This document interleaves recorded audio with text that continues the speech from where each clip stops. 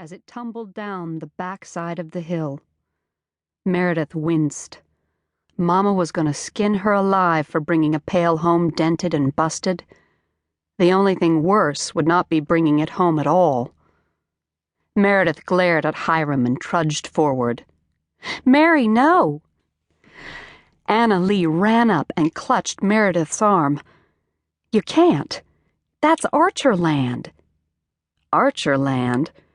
Meredith looked around to get her bearings and swallowed hard as recognition dawned. Anna Lee was right. No one steps on Archer land, not if they value their life. Anna Lee shook her head, eyeing the trees as if their branches might reach down and snatch her off the ground. "Just let it go, Mary." She backed away, tugging on Meredith's arm. But when Meredith made no move to follow, Anna Lee released her with a heavy sigh. It couldn't be as bad as all that, could it? Meredith gazed through the pines to the small hill that hid her lunch bucket.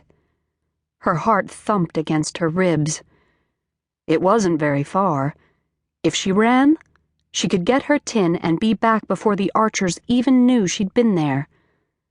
Then again, everyone in Anderson County knew the Archer boys were trigger-happy and plumb loco to boot.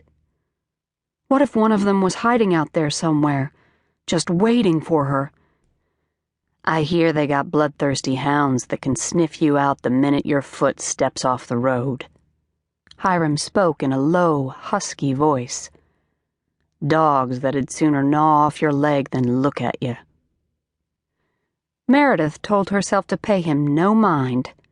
He was only trying to scare her.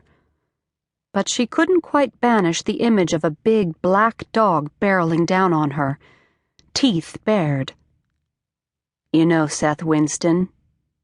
And his hand?" Meredith didn't turn around, but she nodded. The man ran a store near her father's school.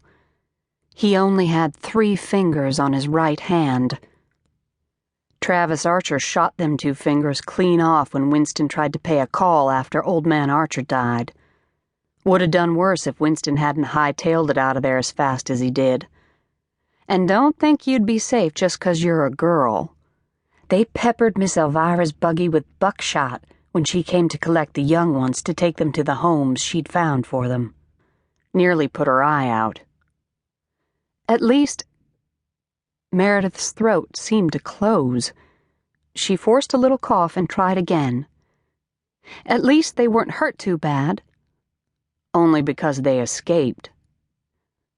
Hiram came up beside her and spoke directly into her ear. 5 other men weren't so lucky. They came out here at different times, each with hopes of buying the Archer's spread. None of them were ever seen again. Hiram paused, and Meredith couldn't fight off the shivers his words provoked. Their bodies are probably buried somewhere out there. Something rustled just beyond the pines. Meredith jumped. Hiram laughed. She should go home. Just leave the pail and go home. Mama would understand, but she'd be disappointed. "I dare you," Hiram said, finally drawing Meredith's attention. "I dare you to go after that tin." "Don't do it, Mary," Anna Lee begged. "Oh, she won't. She's too scared." Hiram's cocky grin resurrected Meredith's pride. Crossing her thin arms over her chest, she glared up at him. "I'll get it. Just see if I don't."